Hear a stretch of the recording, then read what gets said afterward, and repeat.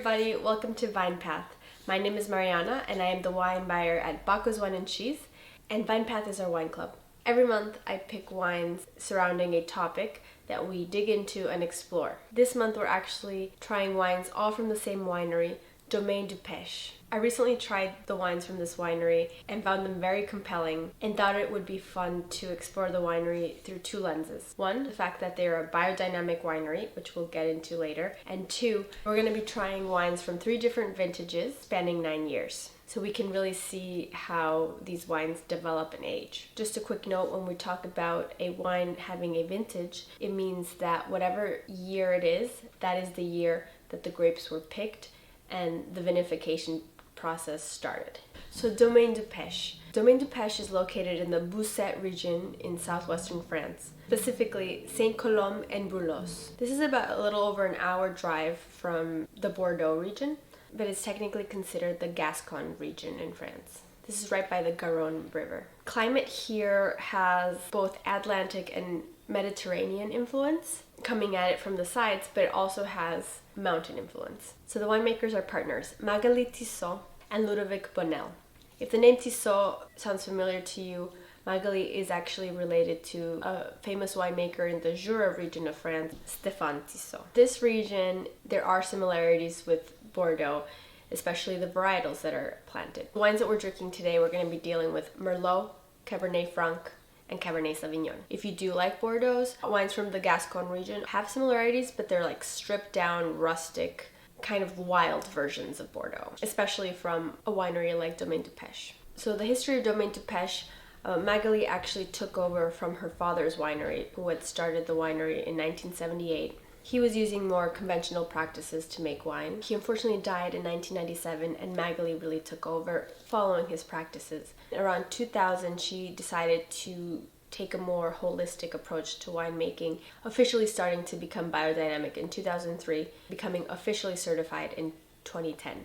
What does biodynamic mean? Biodynamic farming is not just related to wine, it's related to other agricultural products, olive oil, fruits, vegetables. It is a holistic approach to making wine that does involve practices used in organic winemaking, but it takes it a step further and uses techniques that Rudolf Steiner officially came up with in the 1920s. It's kind of the combination of science and then the spirit of nature. For example, something that happens in biodynamic winemaking, the use of preparations. So for example, Domaine du Pech uses preparation horn manure 500, that's what it's called, in which you take cow manure, you put it in a cow horn, dig those up during a winter, and those start decomposing, rain, snow, different things are happening. It really blends with the soil. A few months later, you can dig that back up and dilute it with water and make a spray of it. In this practice, you would take the spray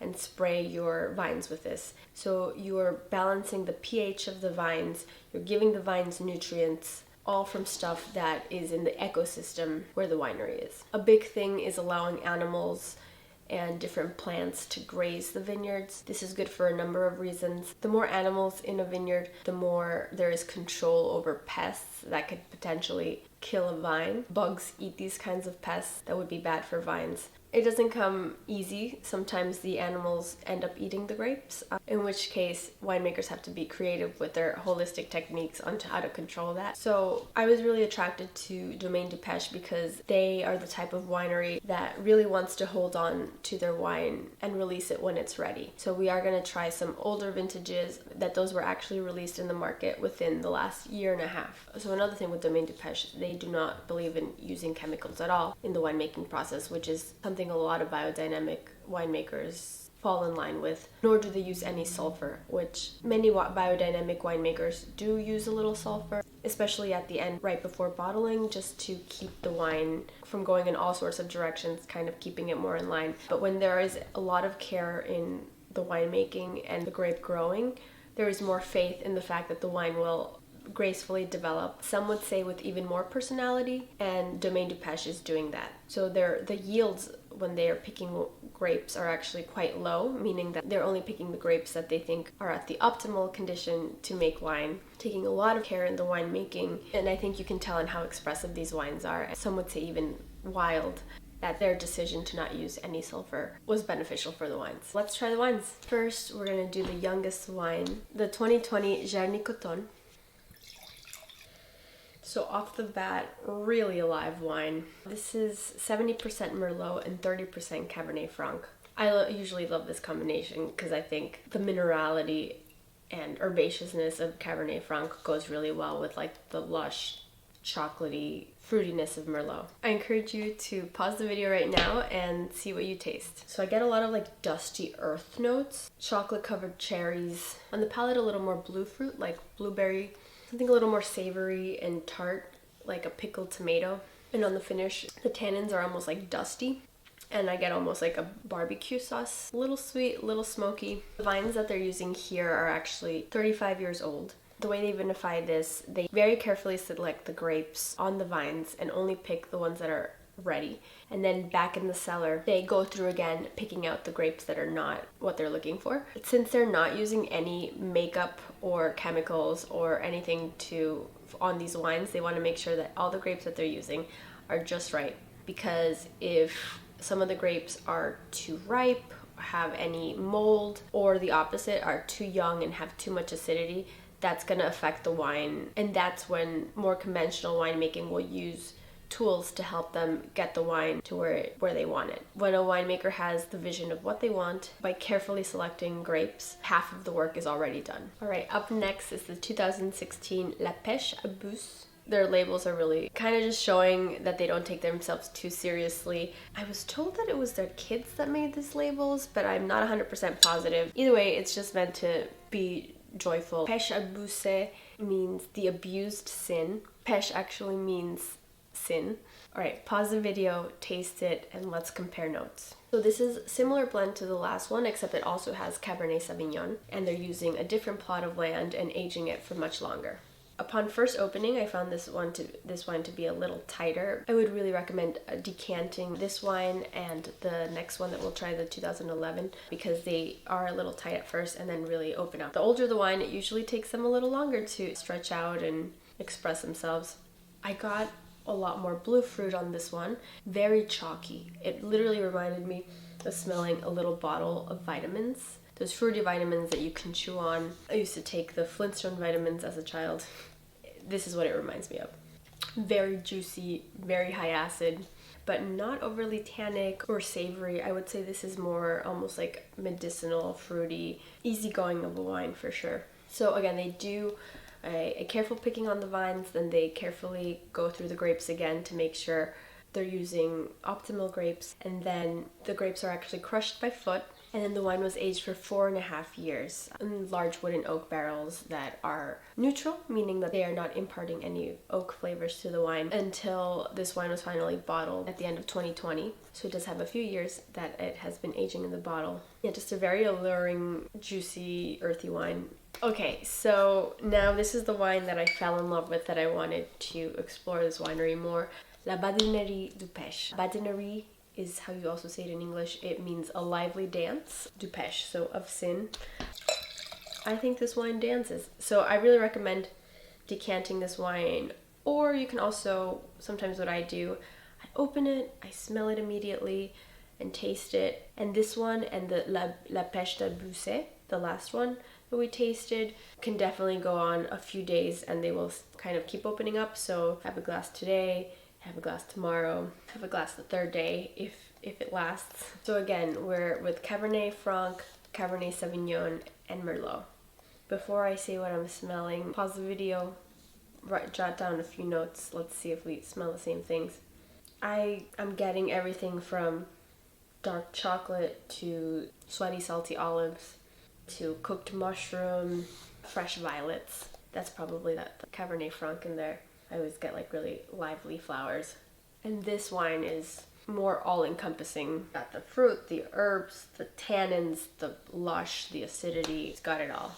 So it definitely reminds me of like an old Bordeaux. Just a little more wild, a little less dialed back. Only 8,000 bottles of this were produced. So I'm lucky to live in a state where we have importers like the importer of this wine, Violette, based in Cambridge, Massachusetts. They've been supporting organic and biodynamic and small wineries for decades in the Boston area. But I'm very grateful that we live in a state where we can get these kinds of expressive wines. Small wineries like Domaine du Pech are what get me excited. Of every vintage will be different and live by the winemaker's own rules of very small yields, holding on to wines for a few years until it's actually ready instead of just getting it out and getting a cash flow. These type of winemakers are more about following what they really feel that not everyone has the luxury of being able to do, unfortunately. There's zero judgment on wineries that see themselves as more of a business. But you can tell this winery sees itself as more holistic farmers and almost like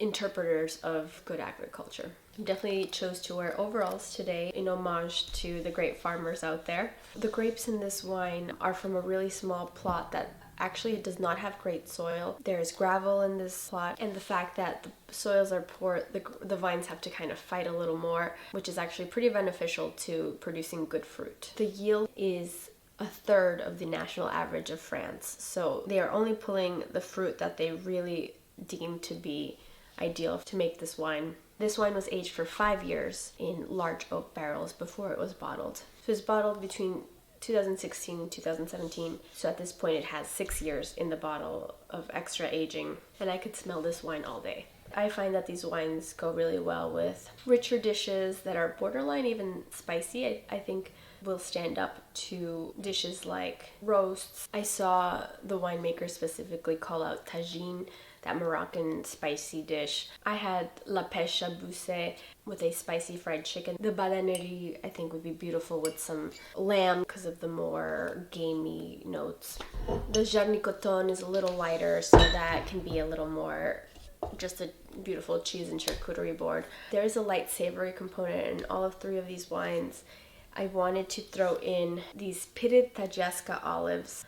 These are from a producer in Italy that is all about good farming practices, as we had in these wines. These olives are in beautiful olive oil and are just so fragrant, sweet, salty, floral. This would be a great pairing with the three wines, whether you do it by themselves or maybe add it to a roast, add it to a salad, make a tapenade. Wow. In the back of this wine, you will see a long manifesto written in French that I actually went on Google Translate to try to understand what it said, so I will read it all to you. Living wine. We have chosen to help our vines to express themselves without doping them and to let the grapes tell the story of the year. Understanding and respect for ourselves and for our vines leads us to very small yield. Grapes are harvested by hand and very, very strictly.